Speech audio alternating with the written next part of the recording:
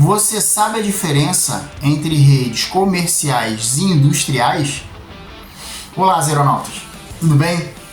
Sejam mais uma vez muito bem-vindos aqui ao canal da Zero Engenharia, o canal que transforma conhecimento técnico em prática de verdade, direto do campo para a sua carreira. Esse é o nosso terceiro vídeo sobre infraestrutura de rede, né? De rede de dados, de infraestrutura de rede.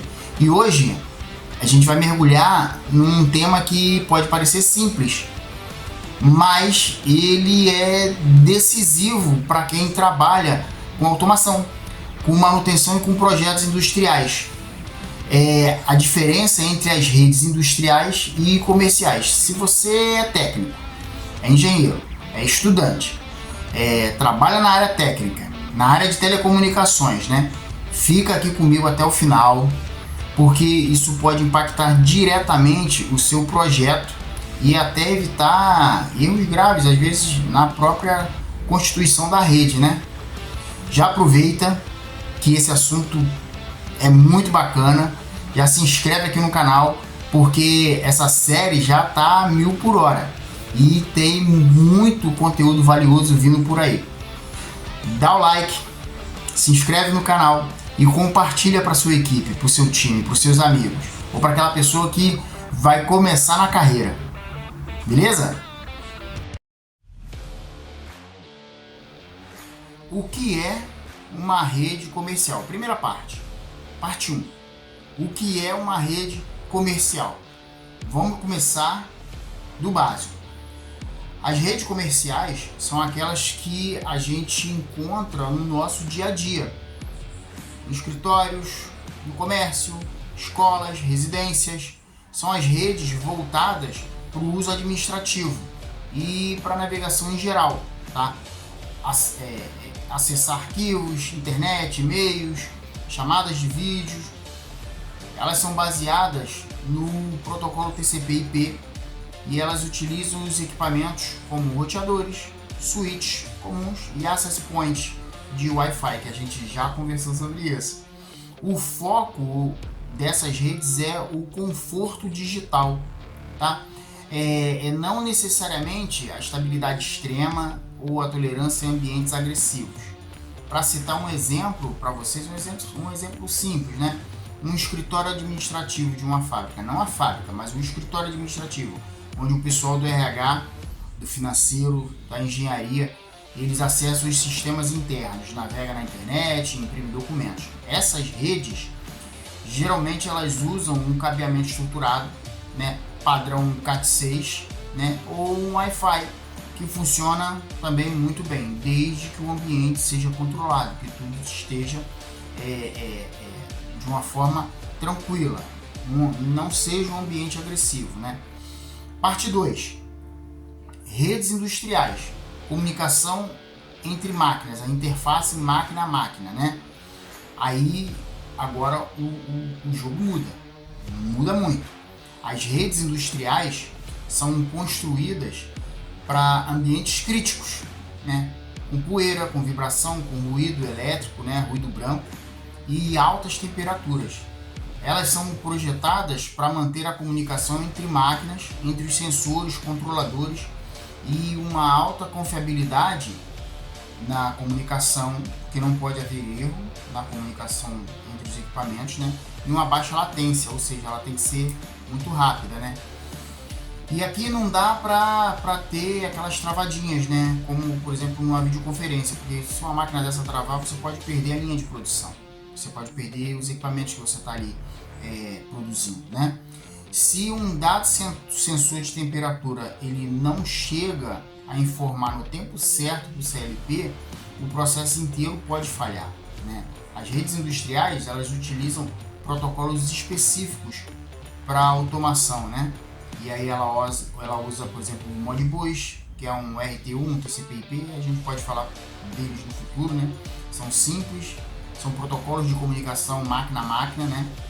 E eles são muito comuns para comunicação via CLP, né? Tem o Profibus também, que é uma comunicação serial bem mais robusta.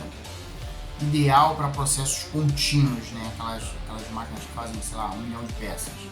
E aí elas usam esse protocolo para poder mandar as ordens para a máquina em si, né?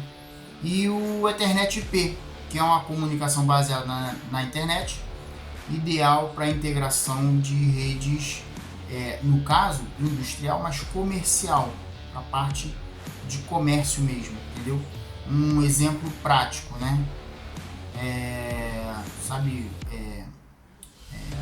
Chama invase, linhas de invase de líquidos, né? Por exemplo, imaginar uma fábrica de refrigerante, ela coloca quando ela coloca o líquido dentro do recipiente, é o invase, né? E ela tem os sensores que verificam os volumes, tem os CLPs que controlam as válvulas para dizer a quantidade de líquido que está saindo, né? Tem as IHMs que exibem os dados para o operador, se aquela linha de produção está funcionando perfeitamente a todo vapor. E tudo isso em tempo real via Ethernet IP, né? E aí a gente vai para a parte 3, comparando as duas redes na prática, a comercial e a industrial, né? Vamos resumir aqui as principais diferenças para a gente não se alongar muito, né? Característica da rede comercial, característica da rede industrial, né? Como que ele funciona? Ambientes de escritório e prédios, fábricas, né? O chão da fábrica, ele tem muita interferência elétrica, sabe? Então, ele tem os sistemas industriais, ele precisa ter uma alta robustez para ele poder não ser influenciado por esse ruído branco, por essas interferências, né? E aí você precisa de cabos blindados, você precisa de equipamentos que eles sejam IP67, né? Você precisa que tenha latência, que a latência seja não crítica, que a latência seja não crítica, que ela possa trabalhar em tempo real, com a segurança da informação, segurança dos dados, que os dados sejam passados de uma forma certa, né, que eles não contenham erros, né? E aí você tem outros protocolos de HTTP, Modbus,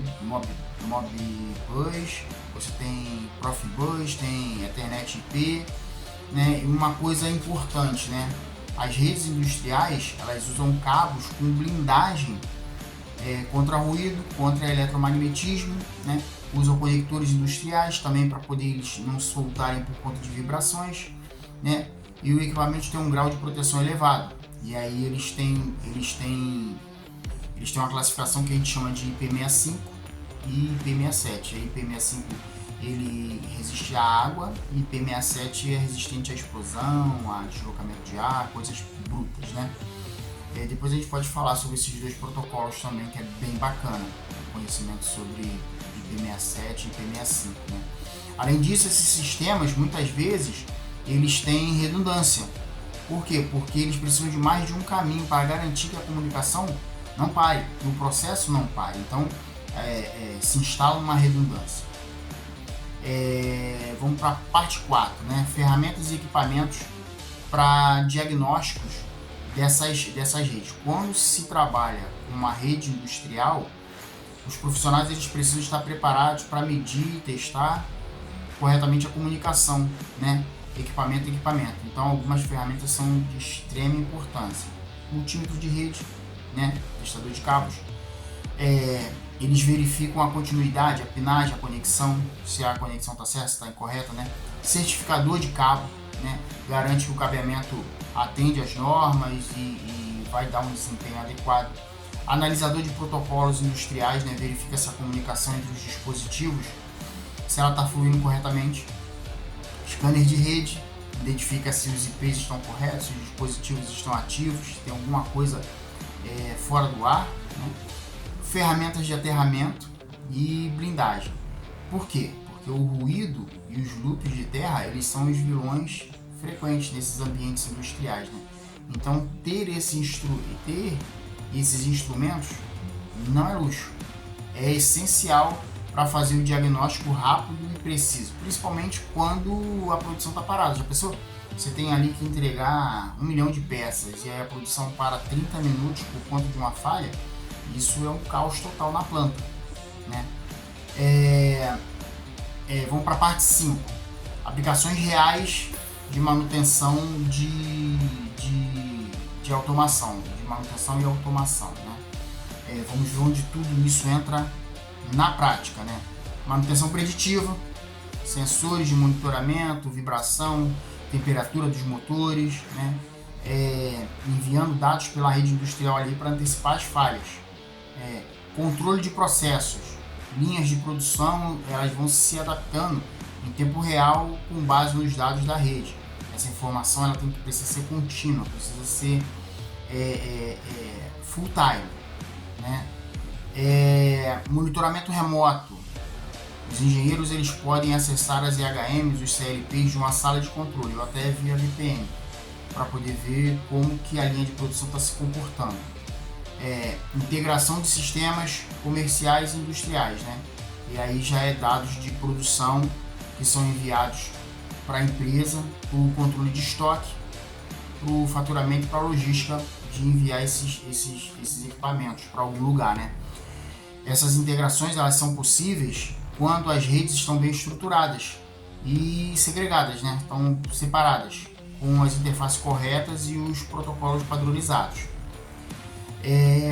Então é isso. Agora que você já entendeu a diferença entre rede comercial e rede industrial, você tem uma base bacana para você poder projetar e para você instalar e para você manter também os sistemas que exigem um desempenho de confiabilidade muito grande, né? Se a gente fosse resumir esse nosso conteúdo aqui em duas frases, seria mais ou menos assim: a rede comercial ela conecta pessoas e a rede industrial conecta máquinas e não pode falhar, né? Não pode esquecer. Era mais ou menos isso que eu queria compartilhar com vocês, esse insight sobre rede. Esse é o nosso terceiro vídeo da rede. Esse é o nosso terceiro vídeo que a gente está falando sobre infraestrutura de rede de dados.